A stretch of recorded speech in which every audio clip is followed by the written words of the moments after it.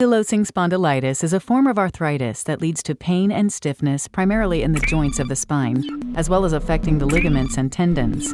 Ligaments and tendons are tough, resilient bands of connective tissue that form an intricate network throughout the bones in the spine, including the discs between the vertebrae. These ligaments and tendons provide both support and flexibility for the spine. The points at which the ligaments or tendons attach to the bone is called the enthesis. Inflammation of the enthesis, known as enthesitis, is the foundation of the disease process of ankylosing spondylitis. This inflammation causes bone to erode at connection points with ligaments or tendons. The body's natural healing response causes new bone to grow at these connection points in a process called calcification. It is this ongoing process of healing and repair following inflammation of the enthesis that eventually can lead to scarring of the tissues and extra bone formation. Often, the first symptom of ankylosing spondylitis is sacroiliitis, or inflammation of the sacroiliac joints at the base of the spine.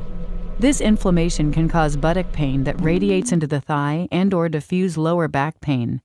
The sacroiliac joints can eventually fuse together, limiting mobility.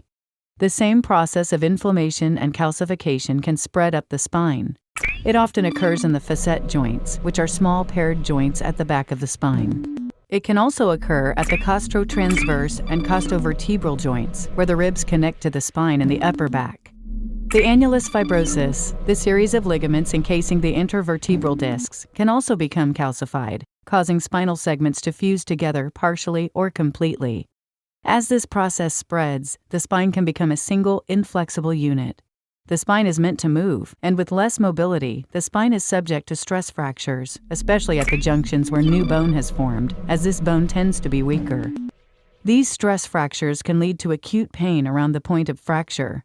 In the thoracic region, the disease can lead to microfractures in the front of the vertebral body, leading to a shortening of the front of the spinal column and resulting in a hunched forward posture, called excessive kyphosis. In rare cases, this posture may crowd and impair major organs, such as the heart and lungs. Ankylosing spondylitis may affect other areas of the body as well, such as the eye or the joints of the knee, foot, hip, or shoulder.